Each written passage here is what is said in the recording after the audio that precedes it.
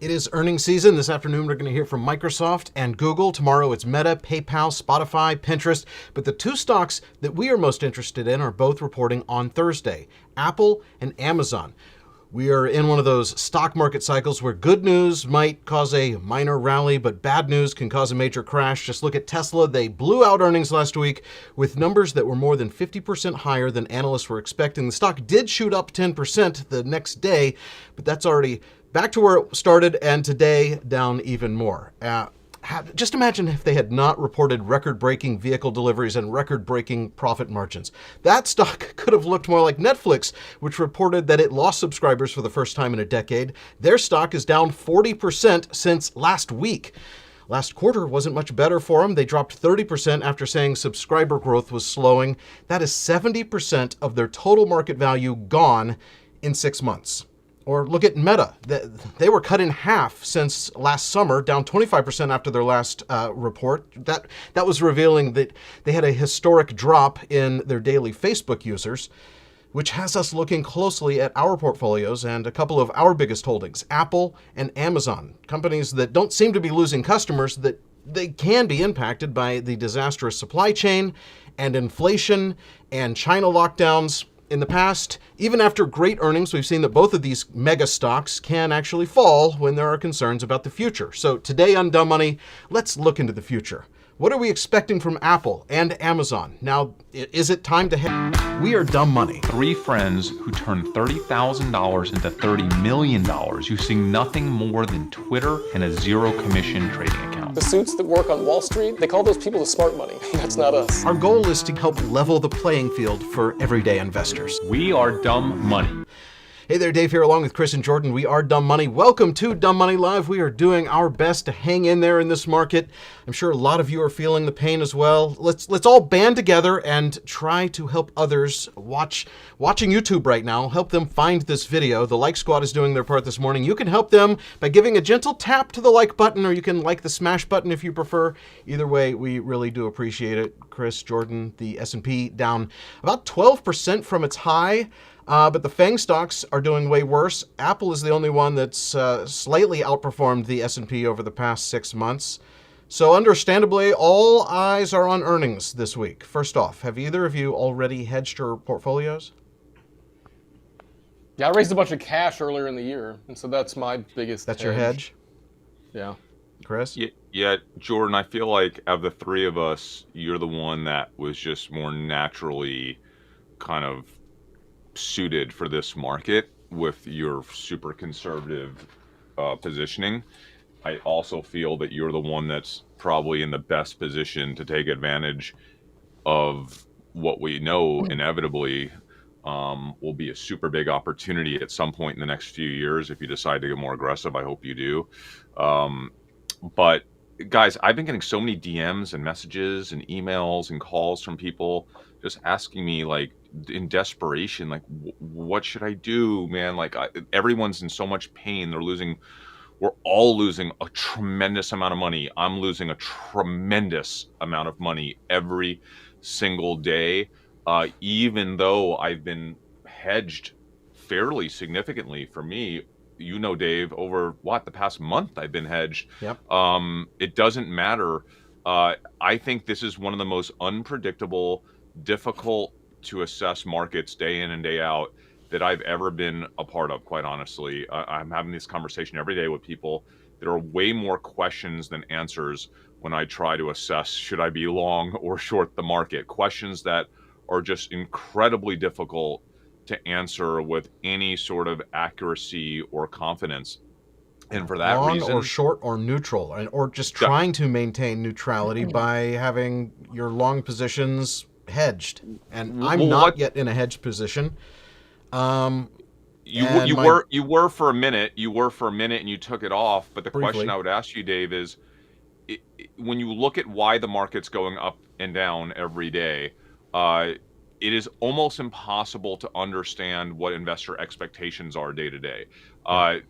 The things that are driving this market right now are super unpredictable. It's supply chain that we know is tough. It's inflation that we know is tough. At the same time, we are showing a lot of really interesting demand still. A lot of things are really positive on the consumer front. It's a really confusing market, and It's super investors confusing. do not know how to react. I think one of the most important things We, I've we learned and over we've my seen, like, even though we're at crazy high inflation rates, we just saw that the CEO of Bank of America reported that month or year over year, March 2022 compared to 2021, 13% higher dollar value spending, a 7.5% increase in the number of transactions. People are still buying despite prices being higher than ever, which to me bodes well for companies like Apple, because their products have always been classified as the premium price point that has, and they still have high consumer demand. But I'm a little worried about their supply chain and their ability to deliver products, because Yeah, every the day you go supply to the chain's a Apple problem, website. and then controlling costs are going to be a problem for a lot of companies too. And so that's where, I mean, that's where you're going to see margins get squeezed, and but that's guys, where we're at right now. also, you said it, Dave, in the intro. We're in one of those markets where good results do not get rewarded, and bad results get punished. And people are finally starting to wake up to that reality, and that's just something that you have to face that, man. I mean, this Yeah. is a rough market. At the same time, we know from history that you just never really know in these markets, looking back, when was the perfect time to have kind of went in a little deeper at the bottom, right? Because you did get that bottoming out. No one expected it. We never expect it. It's always next to impossible to predict. And so all the conversation right now that I've seen amongst people I really respect is, is this the bottom? Is it not? Giving case studies for why it should be close to the bottom, why they think it is, why they think sentiment's showing that. I'm not buying any of it. I'm not saying they're wrong. Yeah. I think I have to admit that I do not know what I do not know, and I do not know how investors are going to continue to react to news, macro events as they're unfolding, interest rates, inflation, additional supply chain issues, Yeah. or massive consumer demand, and the fact that a lot of consumers do have more money in their pocket as a result of that stimulus. It seems like it was a million years ago, but the numbers don't lie. And by the way, we are also finally, I know this seems insane to talk about this right this second, guys, but we really are, I think, starting to step into the roaring 20s that we've been talking about since April of 2020. The From an masks are entertainment and off. transportation standpoint, absolutely. People are traveling and people are spending money on entertainment, but what does that mean for Apple and Not Amazon? They're not just spending money on entertainment, Dave, but it's we're talking about Amazon, we're talking about Apple. I do want to say this. I couldn't do this episode without calling our buddy Patrick right before this, whose career now is basically selling. He just sells stuff on Amazon. That's all he does, right? He's an Amazon seller. And I inquired with him. Listen, he's having the best month he's ever had, but that could be that you can't. That's not scalable, right? Yeah. That's not representative because he deals in a handful of products. He did admit to the fact that a lot of the products he just can't get them. He just can't get them. And I think a lot of what we'll talk about when it comes to Apple today, if you look at Apple deeply, the biggest risk factor for Apple right now, without a doubt, I don't think it's actually inflation, because unlike a lot of these other companies, Apple actually has it's some insane amount of money that is being invested, okay, their investable account. And as those interest rates go up on their investments, they'll actually earn more to balance out the higher cost of debt. And I think last quarter they were roughly even in terms of how much interest they were paying versus how much interest they were making. So and I think that might actually improve, because I think they have less debt than they do in terms of their investable account. So they have a lot of flexibility. So I'm not super concerned with inflation as much, but that supply chain, guys, I had one of our mods emailed us and basically said that their laptop has been delayed 3 times. And then I looked on Twitter and I've been looking, and a lot of people are saying that their Apple shipments, not necessarily for the past month, but the shipments that are supposed to come in the next few weeks, are being delayed now for the second and third time and getting pushed out to June. This, I think, is probably less an issue for this quarter for Apple, My concern for Apple is this next quarter, the June quarter. I'm really concerned about supply chain. China, as we know, they have been shut down. Foxconn, I think, just again shut down their lines at 2 factories in China, right? That could be a big problem for Apple. And if you look, like I shop Apple all the time, and I'm always in the market for something new. And I'm not even talking about their latest and greatest, the Studio product. But if you just look at I just put this in the cart here, just one of their top sellers, MacBook Pro, 14-inch. If you scroll down, they're not even promising it until June. We're in April. Dave, that's a real problem. And that's their anticipated delivery. We know that we've seen anecdotally people who follow our show have had these promised dates, and then they miss the date. So, like, June maybe is an optimistic date to actually get your product delivered. That's insane.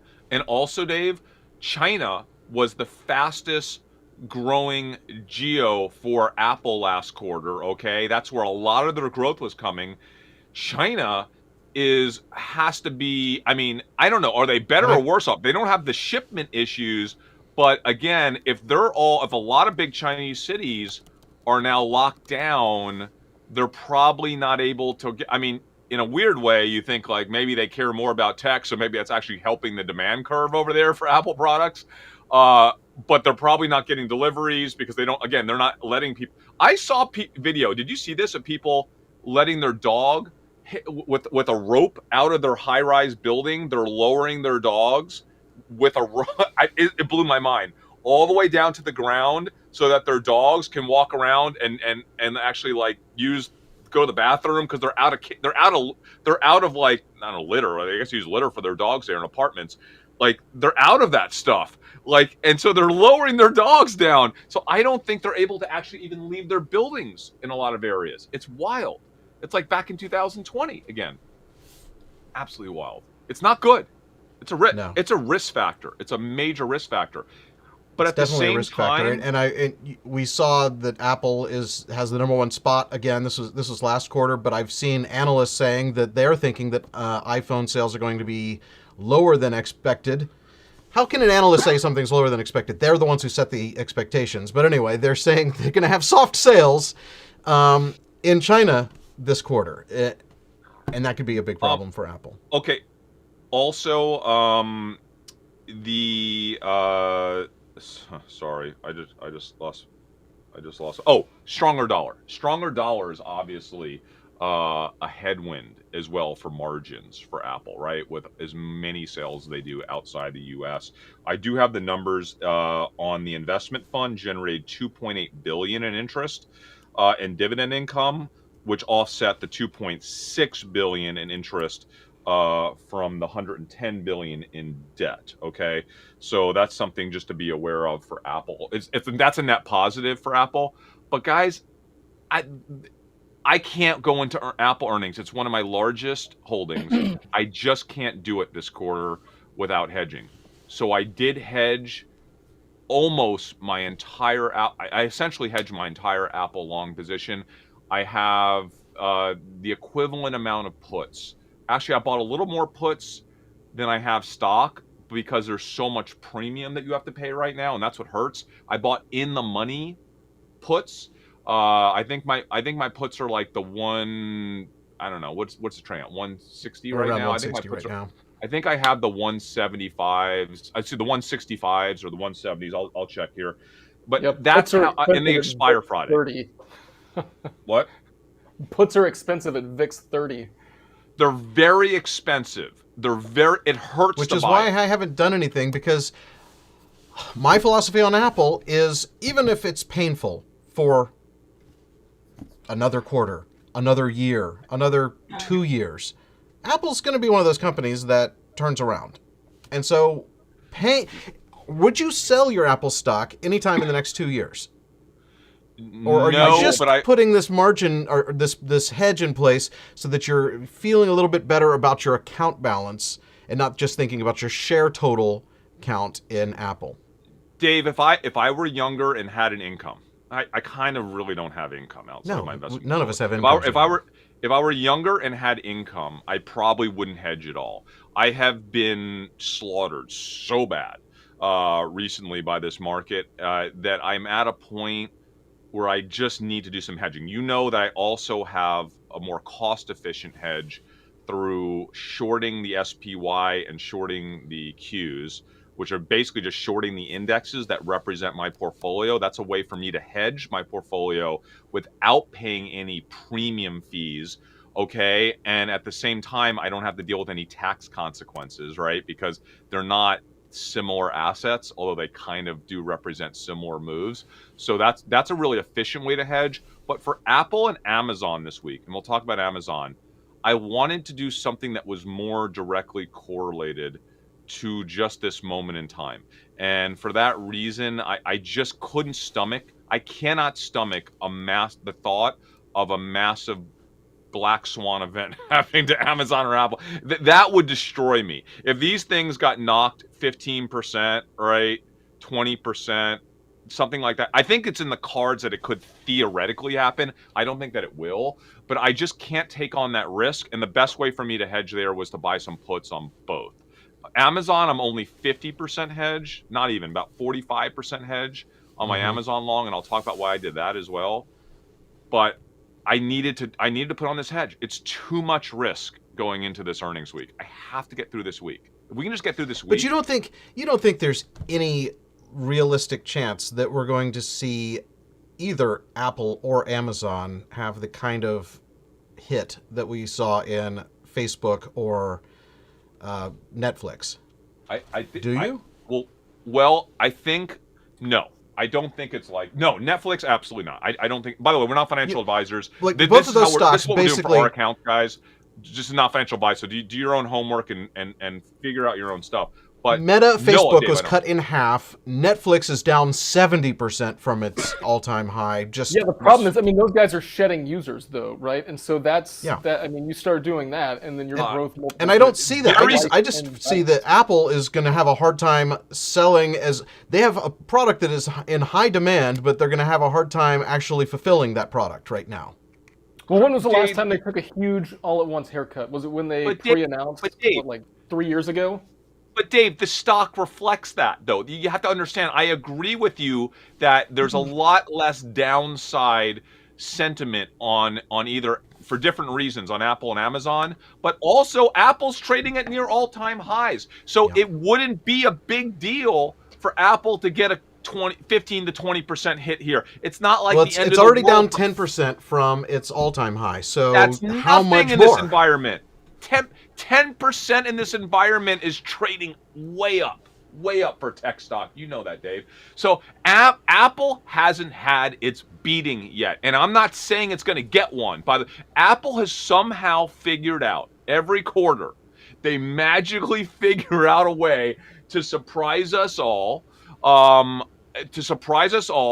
And pull something out of the hat, and I love Apple for it. But this quarter, I feel like Amazon or Apple, whenever Apple has that pull something out of a hat moment where they are, when you're not expecting it, Apple wins. When you are expecting it, and they'll still have good numbers, but then they'll say something that just freaks everyone out. Dave, and it's Dave, those calls. It's these calls that make me a little more nervous than the actual numbers. I agree. And by the way, the market is completely psychologically prepared to beat the hell out of anything that happens to be negative. If Apple gives us anything negative, they have not given us anything negative, Dave, and they have an amazing service business, right? They have an amazing way to fight inflation with the amount of cash they have that they're actually earning more money on. We talked about that. At the same time, the supply chain, this is a company that still has an insanely big hardware business that is super exposed. They've done a great job figuring out how to beat the supply chain, right? Can they do it again? I can't take that risk. I can't do it. I can't do it, man. I just can't do it. I won't do it because I'm seeing the same thing you're seeing with these delays, and it's scaring the hell out of me. They can't be delaying those types of products for that long. I don't think it's going to hurt this quarter as much. This coming up quarter, I believe that they're going to say something in this call is a good chance of it. That's going to scare the hell out of people because they don't have certainty. They're going to say, basically, we don't know what the hell's going to happen this quarter. That's what's going to worry me. They're not going to say anything. Yeah. They're like, we literally don't know until this stuff gets figured out. By the way, they've done a pretty good job diversifying their supply chain, but by diversifying outside of China, but they're not there yet. They haven't fully done that yet. And the more that their manufacturing is a problem if we have lockdowns. Correct. And also, guys, just stuff is getting held over there, just shipments. Even though if Apple's pulling it out quicker, they might be enduring much larger cost at getting their stuff out. Yeah. If they have to put it on a airplane instead of a boat, it's going to cost more. I think they pretty much use planes anyway for Apple products. The boat's costing more. Everything is costing more. And the boat hasn't really improved. I saw some stat where it was like 17 days backed up, or taking 17 days longer than normal, and we're down to like 14 days. It's like we have seen an improvement, but it's still so much worse than it normally is that for companies that depend on a boat to get their product from China. I just don't think the market is going to allow Apple to stay at this ridiculously healthy level comparatively, right? If they come out and say anything negative or anything that clouds the next quarter, I think they're going to have to get their beating like everyone else. I hope that doesn't happen, but if it does, I'm prepared to take the hit with my hedge position on Apple. But by the way, but they're really not that much healthier. I mean, the market has taken a beating, driven by these big cap stocks that make up such a big percentage of the S&P 500. But all of them have been hit so hard, and for Apple to still be slightly better than the average is saying a lot for them. It is. Can we talk about Amazon, though, for a minute? The one thing that they've had that has saved them, okay, has been AWS. AWS has just literally been that's been the savior for Amazon, right? Every quarter. It always is.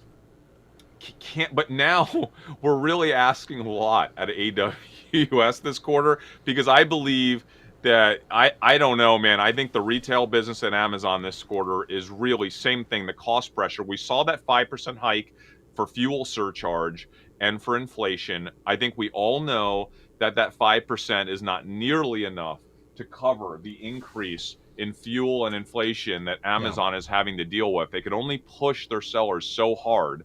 I think that is a big negative sign. You know what else I think is a huge negative, guys?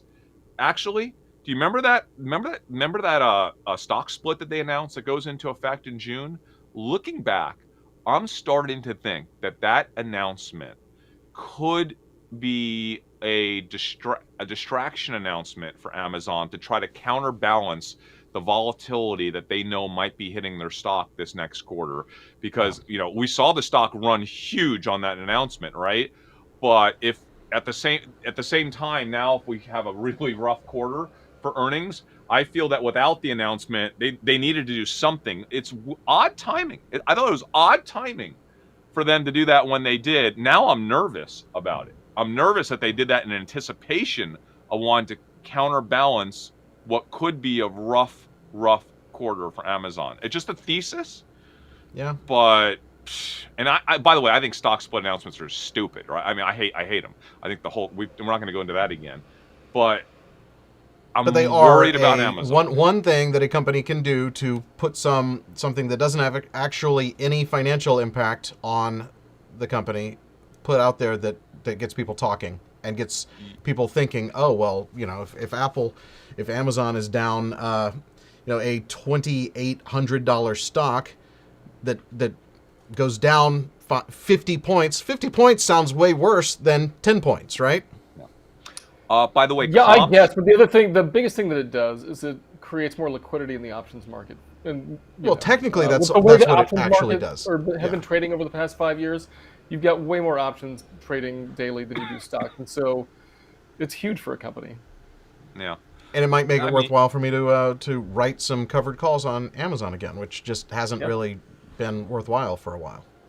Yeah, I can't imagine what would be happening at Amazon right now that would be super strong for the stock in this environment, other than AWS continuing to surprise us with just massive. Think about AWS clients though, like Zoom stock is in the toilet. Like who's using as much data right now?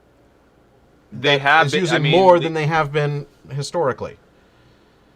Is there anyone who's like all of a sudden really needing extra AWS Dave, capacity? I don't think it's about that. I think the additional client rollouts and ads that they're getting, not just Amazon, everyone, right? Amazon, Google. People were so conservative, even though during the pandemic we needed more. Now that we're coming out of it, I mean, these are moves that have been pent up demand for years, and companies are fine. Institutions, enterprises, governments, all the above. Like, we're right in that sweet part of the cycle still for all these cloud computing companies, and they are just still in that. They're just naturally have that tailwind, right? And so if it continues, that's a huge positive for Amazon right now. It shows that that's the only thing that could happen this quarter, I think, that could possibly be a surprise to the upside for Amazon. It makes me really nervous, though, guys. I just can't do it. So I had to buy puts on my Amazon position as well, like roughly covering roughly half, almost half of Roughly my Amazon. half at probably pretty close to in the money puts. Right? They're definitely Deep in the in. money puts, and also comps. I want to mention this: comps for both Apple and Amazon. I don't pay much attention to this stuff, but the market does and analysts do. They're really tough this quarter relative to last year, right? They're starting to get into tougher comps. So it's just, I don't know, got way more questions than answers.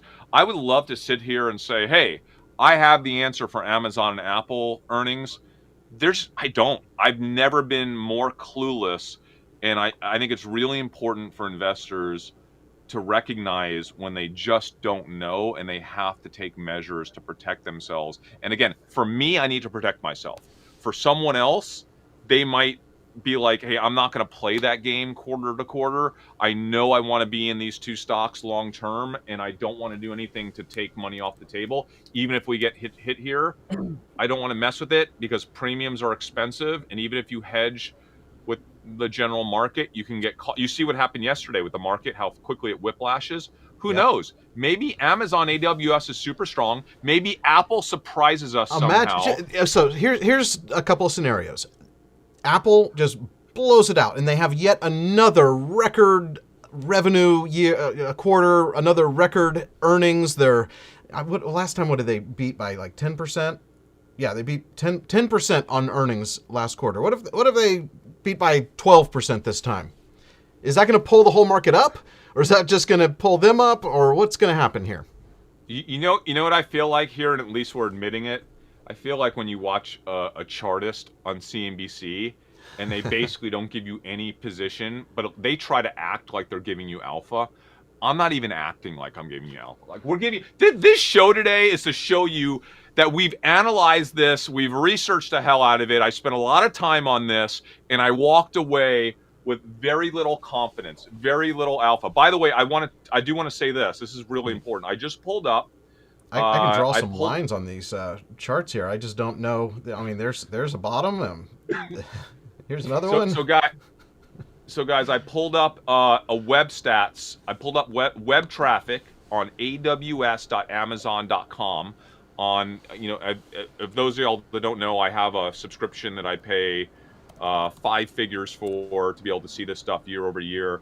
And March looks really pretty darn good. It's a huge jump between February and March, but there always is. Year over year, March is up. Well, take that back. It's about flat year over year, but February was flat-ish, a little down year over year. January was actually down a tad year over year. Oh, this is kind of scary because November and December were up huge year over year in my data that I'm looking at over last November and December, but then it's not up year over year. So Dave, maybe you brought up a good point. I'm looking at the Google Trends, which is not as expensive as yours. It's free, but this is don't believe AWS that last little thing there. That's not accurate. Amazon Web Services and the last drop is nothing, Dave. That you can't look at the last. No. I'm just saying that this drop right here that we experienced from 2020 to late 2020, and it's But that's all. But that's all. I mean, listen. But that is not representative, and we have to completely ignore that data because we know that data is wrong because Amazon showed insane growth in web services over that time period. So that tells me we can't trust that for data it anymore. Yeah. Yeah. But everybody who needs to buy AWS knows where to find it, and they don't have to Google for it. But on the web traffic data that I'm looking at, it actually shows a monstrously huge jump between October, November, December of 20 to October, November, December of 21. Huge jump, but then in January, February, March, it's essentially flat, completely flat year over year. That is a massive negative sign for me on aws.amazon.com. It's just one signal. It's one data point. I want to emphasize this, guys. We don't trade data points unless we have the context and the narrative behind them. But Dave just threw out one possible narrative. Listen, we know that e-commerce, right, is hurting. We know that a lot of potential legacy clients of Amazon potentially are hurting here very recently as we come out of COVID. By the way, I was on one of the first flights without mask coming back from Denver. I did this amazing trip to Denver where I got to go to Red Rocks and see Wiz Khalifa and actually got to hang out with him backstage. It was absolutely wild. But I on my leg back, it was what everything we always thought of like post-pandemic. It was like people were going on spring break and they were just on a random business flight in the middle of the day. The flight attendants were so joyous. I heard one of them say that it felt like her first day on the job again. She was like, this feels like I feel today like I felt the first day I ever got on a plane as a flight attendant.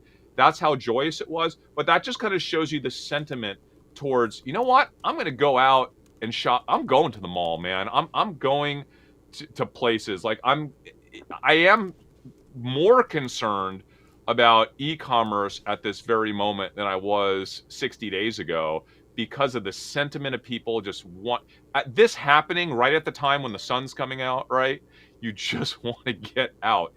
Who knows? It could be a massive negative for their legacy clients. It doesn't look great to me when I look at web traffic. Maybe I'll up my Amazon hedge a little bit more. Maybe I'll sell all my stocks and stop being an investor. Maybe I'll sell in May and go away, and then I'll buy them again in, when am I supposed to buy them? Halloween, I think, October 31st. I'm going to say something that's going to piss all of our... Oh, by the way, Molson Coors has saved my portfolio this year. Someone says, guys, I wish I would have held my full position in Molson Coors tap. Are they doing well? Molson Coors is solid right now. I love it. Guys, I sold most of my Molson Coors, unfortunately, and I did not get to take advantage of a lot of the recent run-up. Let me say this, guys. I want to say something that's going to piss some people off, but I hope people take it the right way. All the pain we're going through right now. This is really bad. I know a lot of people that watch this show have real struggles, and this is just unbelievably painful for them and their families. I'm so sorry for this. Once we get through this, I don't know when we're going to be done with this, we will look back at this time as presenting ourselves with the largest opportunity. That this is everything that we dream of as investors, for the market to correct so that those of us that do have some income in their lives that can dollar cost average over time, that we could actually invest in the market and feel good about it again. There was a point last year, you know this, guys, when we all basically said we're going to stop pouring money into our public trades generally because it doesn't feel right, and we started investing a lot in private companies again. I invested a lot in NFTs because it just didn't, as crazy as that seems, it seemed less crazy than pouring additional money into a lot of the trades that we had been in. I moved a bunch of money into crypto, and I saw, which is not done well, but I basically was looking for something that was an alternative to stocks. And when I look at my account balance, like my summary account balance line had this like big drop off. I actually went back and was like, what in the world happened? It's because I moved $2 million out of my account over time to put into alternative investments, including startups, and way more Bitcoin and Ethereum than I need. Yeah, but I'm starting to look at the market right now, guys, and I do not time the market well. I will never try, other than a social arb event like the pandemic when that hit. I time that, but other than that, I don't time macro events like this. But I'm starting to look at some opportunities. Like I look at Coinbase right now.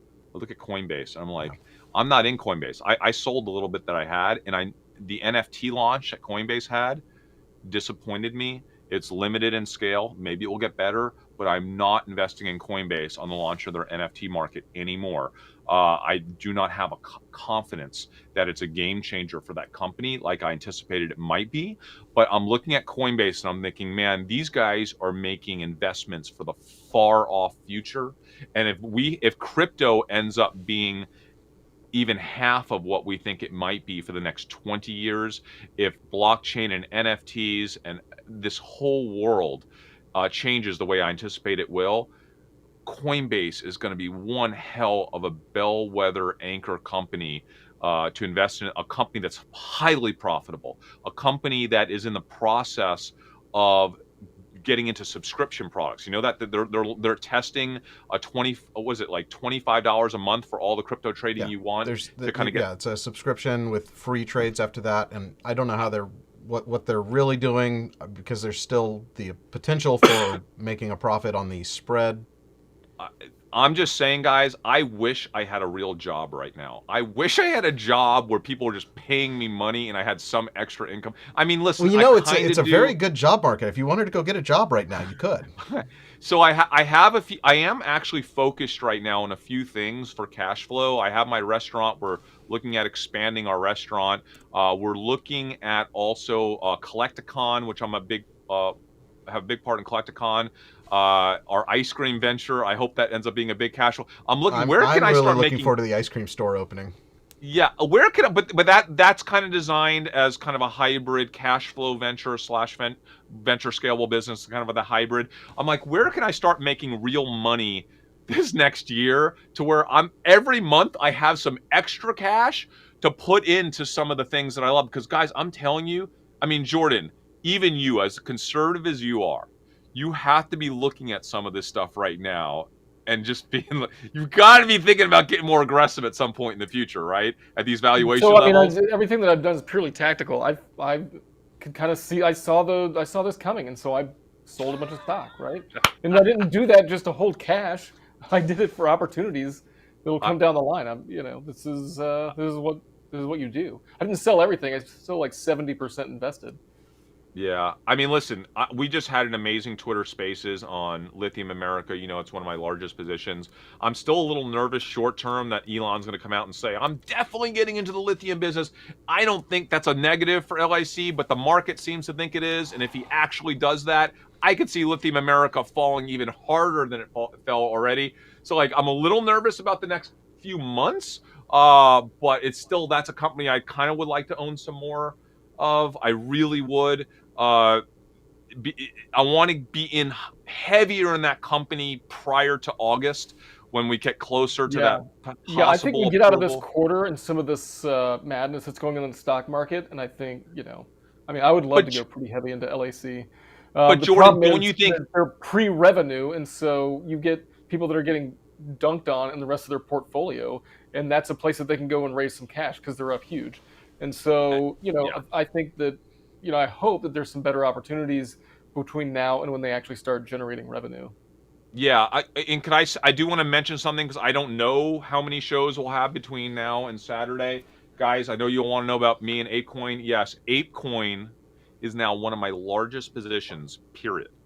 I'm talking about between all my investments. How crazy is that? If you combine ApeCoin and my Bored Ape NFTs together, it could be my number one position right now in the entire stock market. And for those of y'all who don't know, Yuga Labs is launching the Other Side Metaverse. When I say launching, they're basically gonna basically sell some NFT that will represent some future purchase of land on Saturday.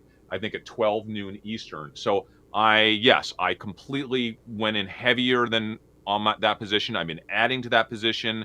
So far, so good. I think we're at like came down a little bit in the last 6 hours with the stock market, but it was like hovering above 18 bucks ApeCoin, which is incredible. And my thesis thinks it takes us a lot higher between now and Saturday. That's my thesis. I'm not a financial advisor. Please, this is crypto, guy. This is like the crypto of the metaverse. Is there anything riskier? I don't even know of anything riskier. So do not take that as financial advice, but I am really heavy in ApeCoin. It's a risk I'm willing to take, and I'm really looking forward to Saturday. By the way, if I don't like what I see on Saturday, I might just sell all of my ApeCoin on Saturday. I could sell 100% of it if I don't. When this announcement comes out, if the reaction to it is negative or falls flat, I will be out of that ApeCoin so quick. I can't believe you have such a big percentage of your net worth in a fake monkey money that is all riding on fake monkey land that is maybe going to be cool or maybe not, and you have to decide whether or not to keep your monkey money after they show you what their land actually looks like. Although we've kind of seen... It's highly strategic, and I will say I am going to do a Twitter Spaces at some point this week with New Street, which is a company that me, Dave, and Jordan helped. We were the foundational capital of, and the New Street Twitter account. What is their Twitter account, Dave? It's NEUSTREET, right? Going to their website to see if I think it's NEUs or NUE. I should be able to spell out the name of our company. Here's how to spell the name of the company. Yeah. So we are going to do what I think is going to be an amazing Twitter Spaces this week on the New Street Twitter account. I don't have a firm time and date about the other side and about ApeCoin going into this weekend, and I can't wait to do it. This is an area I'm really passionate about. I know I'm freaking crazy, but it's gonna be a fun one, guys. And I know I don't want to get the sentiment up too much, Jake. So we're all hurting. By the way, I lost a crazy amount of money today, guys, just like you. I'm actually starting to legitimately hurt, like legitimately, really hurting with this market, guys. Dave, you're not doing well either. I mean, you gotta be hurting too. No, this is not fun and games. No, this is not fun and games. That's why I need ApeCoin to otherwise I just would cry all night. Another $500,000 today almost. Oh, stop, Dave, stop. I can't listen to that. That's way more than me. Well, yeah, because you have a short on the SPY and these puts in place. Yeah. On stocks that are like when Tesla goes down 10%, almost 11% now, that kills my portfolio. Half of my losses are Tesla right now. I love Tesla long term more today. I told you this than I ever have. Short term, not so sure about anything. Long term, I really do like Tesla right now. By the way, you know what else I kind of like, Dave? And I'm not a Bitcoin guy. You know that. I'm not a Bitcoin guy. I'm not a major Bitcoin guy. I kind of starting to like the idea of Bitcoin right now at these levels for the long term too. I feel like everything's just lining up for Bitcoin at some point here. I know you were till early on your move. I've been saying that for a long time though. It's not a short term. I don't put money that I need into Bitcoin. I put money that I think will be worth more in the future into Bitcoin. Yeah. But if it goes to zero, I'm still okay. That's my rule on Bitcoin. By the way, guys, someone's asking about Google. I just want to apologize. I only researched Apple and Amazon going into this episode, guys. It's just there's a lot going on this week. I'm really focused on some NFT stuff, and I wanted to do my work on Amazon and Apple. I almost think like that other episode we're gonna do later this week, guys. The Snapchat that storyline that's connected to Snapchat but not about Snapchat. I don't even know if it's appropriate this week with everything going on in the market. No, I think there's too much going on. We can talk about that. Maybe we'll do that next. I'll just say this, guys. I think we could do if you want to listen to the earnings call, we could live stream and react to that for both of the stocks that we're talking about today because they're both on the same day after hours. Are they both on the same day? Are they both Thursday? Yes, they're both Okay, well, Thursday let me check my after schedule. hours. Let me check my schedule first. And I saw someone asking how much I'm down year to date, which this includes money that I have taken out of my account. Oh God, I don't even want to know. Dave, I'm going to throw up if you tell me. It hurts me more for some reason when you tell me how much you lost, because I know I have I'm so used to losing massive amounts of money that I can deal with it. I have to go through and do a better job for a year to date number. I have to do a better job of figuring that out. Figure out when I took money out, because I've taken a bunch of money out. $1 million to move into Bitcoin and other things. Nearly $500,000 to invest in a little startup venture. It just seems like, I think I calculated it took about $2.5 to $3 million out of the portfolio. But if I hit year to date just on this quick summary, it shows that I'm down 3.2. But if you back out 2.9 of that being taken out for other purposes, that's far less painful. But those other purposes are basically worth nothing until they become worth something, right? A startup doesn't mean anything until it's actually something. Guys, I am down so much I'm not.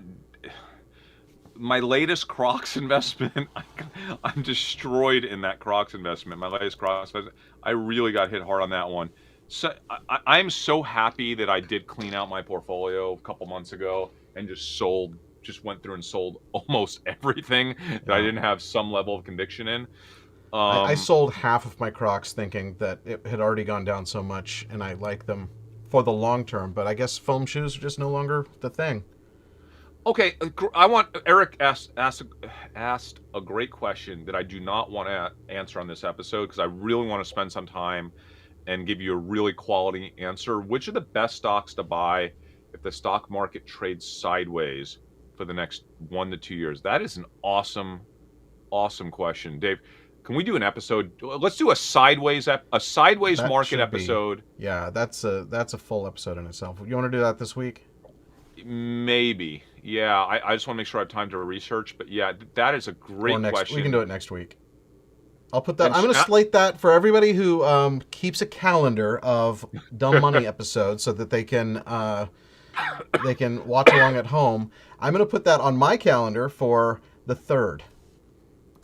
Yeah, I love that. 'Cause that's where my head is kind of there, but you know where else my head. My head is also at some point I'm going to be willing to I think in a sideways market, I'm okay making some big bets on rebound stocks that I really believe in, like Coinbase, maybe like Tesla, stocks quite honestly, if Amazon and Apple do get punished here, stocks like, Amazon and Apple, at some point tech, at some point, listen, Shopify. But right now, you have to also not fight the Fed. The Fed is going to stop inflation at all costs to your personal portfolio. Yes. You have to realize that is his job. His job is to screw your portfolio to get prices down. That's all he cares about. He wants to screw you to get prices down. That's right. His job. And right now I'm looking at my portfolio going, why am I in these stocks at all when I know that all he's doing is trying to make those stocks go down unofficially? I want to leave with one other thing, and this is the bearish bull who has a ton of cash like Jordan, and he's waiting. He's like, when do I go in? My philosophy, my general philosophy. You go in when the Fed's not tightening into a slowing economy, right? And so when you start looking at the economy actually growing again, the last that I've heard from the Atlanta Fed is that they're expecting 0% GDP growth this year, right? And so that's a big problem when you're tightening. But also, Jordan, here's my only issue with that, and I think you have a valid point. But if the entire market, and I'm not saying they are, but if the people that move this market are thinking like what you're thinking, then what naturally is going to happen is those same people or other people are going to try to front run that. No, you front run it, right? So, but you have to see some light at the end of the tunnel, right? And so, is it 3 months out, so you start looking at forward earnings estimates that these guys are going to put out at the end of next quarter, right? Because this quarter, they're going to still have maybe okay earnings, but they'll guide down, right? Because they've got, like you mentioned, the comps. So people are going to have almost impossible comps coming out of last year, and so next quarter you're going to have the actual bad quarters, but maybe they start to guide a little bit better because they're coming out of they're coming at better comps for Q3, and so maybe that's something to look forward to. Jordan, can we have another standalone? Listen, I think rather than us doing social ARB episodes, which are very tough right now in this environment, we've said that we can't trust demand data if the market's moving on supply chain data and inflation. But Jordan, can we have a standalone episode on that? When do we get back in? How do we get back in? It's a really important question. I have Brian Alves. I have not seen the Las Vegas travel data, but I have concerns with Vegas. I was there multiple times recently, and major concerns about Vegas only because they're not getting the corporate convention traffic back yet. And that's what all of Vegas is about right now. So it's a very concerning still for Vegas. But there's an article, Dave, that is like literally, remember I sent it to you maybe a few weeks ago? It's about your triple leverage. Triple leverage. This study, guys, I'm not going to reveal too much, but we have a study that recently came out on this is kind of like Dave's dream study on his triple leverage ETF. I think it's actually fascinating. I used to think Dave was a nutball when he used to talk about this triple leverage ETF because everybody tells you don't ever be in it for the long term, ever. You have to click a bunch of boxes agreeing that that this is not something you're supposed to hold overnight. But there is a study that proves otherwise, and I want to do a standalone episode because I know Dave is going to be so excited to do it about this study on triple leverage ETFs because that, for some people, that might just be one of the most interesting ways to trade coming out of this environment. But I almost think, that's not. I'm second guessing my own, even though I've seen the data, I'm second guessing being in a triple leveraged ETF while the Fed is tightening. It's almost like you don't want to time the market, but what if you just rely on one piece of data? What is the Fed doing? Has that interest rate gone up or down? When someone says, okay, you guys are saying Vegas is booming in the content. Here's my issue with that. And this is where you have to be really careful as an investor. When someone says Vegas is booming, that might, and I'm saying that 100% that this is right, but that might be because people that we know are going to vacation, are vacationing in Vegas on the weekends, and they're like, the casinos were 100%. It was like post-COVID, it was a party, it was insane. There were lines outside of every restaurant and club. And yes, that might have been true on Friday and Saturday nights, but the other 5 nights that are normally at 70 to 80% capacity, when it's pure convention business that Vegas makes an insane amount of money off of, those are 35%, right? And that is you're not maybe seeing that because your friends and all the people are saying Vegas is booming on Twitter and Instagram are there on Friday and Saturday nights for a bachelor party or whatever. Like you have to be really, really careful when it comes to Vegas and Vegas. I'm not saying that they're not starting to see conventions starting to come back. Maybe there's some lights at the end of the tunnel here. But when I was in Vegas, I would interview everyone I spoke to about this. And they were all the Uber drivers, the dealers, right? Like the people at restaurants, the host. And they were all telling me, they were like, dude, we're not even making enough money to pay our rent right now. Like, it's crazy. They were like, and the issue is, there's a lot of business in Vegas. I never realized this, that comes from people that work in Vegas. So a lot of those people that go out on the weeknights are actually in those casinos and spend money on dinners and gambling and club. Those are people that work in Vegas. And those people are not doing well enough to spend money. They're doing well enough to basically just get by, but they're not doing well enough to go out and do all the stuff they used to do, service industry types. So I think the Vegas story is a little bit more difficult to understand, but we'll see. We'll see. I love Vegas, and I hope it comes back really hard. I fully believe in my rebound story for travel. I bought more Booking.com right before the market started going down. Okay, okay.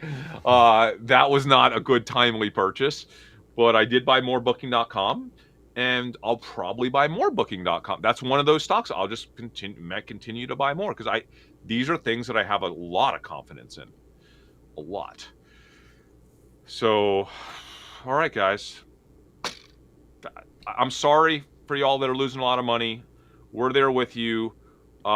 Sometimes there's no easy way out. Sometimes there's no information we can give you to I don't know of any way to confidently make money in this market. My best idea right now is to try to survive this market, to try to reduce the amount of money we lose every day, so that when we do get to a better point, we have some money left for what I think is going to be one hell of a 5-year cycle. And by the way, everyone that's like poo-pooing, like this is it, we're screwed forever because of all the money we printed and all this stuff. I had this talk with Lynn yesterday. He gets nervous. You know, he gets nervous when this stuff happens. There's one thing that Elon said that I think was so prolific and correct, which was this. This is not exactly how he said it, but he was basically saying that this new era of robotics and automation and all this stuff, it's going to have a profound impact on our economy in amazing ways, and it's going to take away jobs. And so I know that sounds bad, but our standard of living and the amount of resources and the efficiency and productivity that's going to enter the business cycle is going to be unlike anything that we've ever seen. It's going to be similar to the technology revolution and maybe way, way bigger. The only way that you benefit from that, unfortunately, is by being in the investor class. And that's why we do this show. This show is literally to inspire people to become part of the investor class, because I think if you are not part of the investor class this next cycle, the next 5 to 15 years, when automation and AI and robotics starts to hit every single industry sector in the world, oh my gosh, you might just have to resort to living off of universal income from the government, which, by the way, for a lot of people is going to be cool, but like, you're either going to be part of the investor class and you are going to be really well off as a result of it, or you're not, and your job is going to be at risk, or like dude, it's where that ends. Like, I don't know, but I had never felt more confident about being part of the investor class than going into the next cycle, whenever the hell it starts. It could be a year or two away, right? Yeah, we just have to survive the downtrend. And I just want to, before we head out, I want to point out 2 comments that I thought were really interesting. This one, the mantra was don't fight the Fed all the way up. Now the Fed reversed, and the mantra is the same. Don't fight the Fed. The marker is a tide. His tide is going out. The best trade is no trade. And then the other one, Lisa Autry says, Chris, the Fed wants you to get a job. That's dumb money. I'm working harder than I've ever worked in my life right now. I'm literally like, I don't have no job pays me a salary, but like, I have 4 sources of income that I'm having to work my butt off to get to a point to where the income starts coming in. And one of those is the ice cream venture. I'm so excited, guys. We're on schedule for a July opening in New York. Dude, there's so many exciting We'll do the things show happening. live from there, or at least I'll be there. Dave will be there. I won't be there for the grand elsewhere. opening, I don't think, so I'm traveling. All right, guys, thank you. Can you give us a thumbs up before you leave, please? Please do. And follow the New Street Twitter account. Can everybody follow the New Street Twitter account so you know when we're going to do this Twitter Spaces about ApeCoin and the other side, which, I don't know, it might be a complete flop, but it might be one of the most interesting things to happen in the NFT space ever to date. Like this Saturday. Like, it's actually, in a few days, might be the biggest event to ever past. Did you ever start that metaverse channel that you were going to start? Because that's where you should be live streaming on Saturday. So what I decided to do, Dave, for the benefit of our company, New Street, is to do regular. I'm going to do regular. We're gonna do Twitter Spaces for dumb money content on our Twitter account, and for NFT stuff, I'm going to be doing Twitter Spaces maybe as often as weekly on the New Street Twitter account, talking about NFTs and talking about everything metaverse related, which is about 35 to 40% of my day right now, my life. So yeah, so follow New Street's Twitter account and tell them you're excited to join from the Dumb Money crew, and give us a thumbs up before you leave. And we'll talk to you. We'll do something later this week. Sure. If we might be live streaming the earnings announcement, we're definitely going to do something this week. And we have a lot of shows planned for next week. So if you're not subscribed yet, now's the time to do it. We're Dumb Money. We will see you. Go Mavs! Let's go.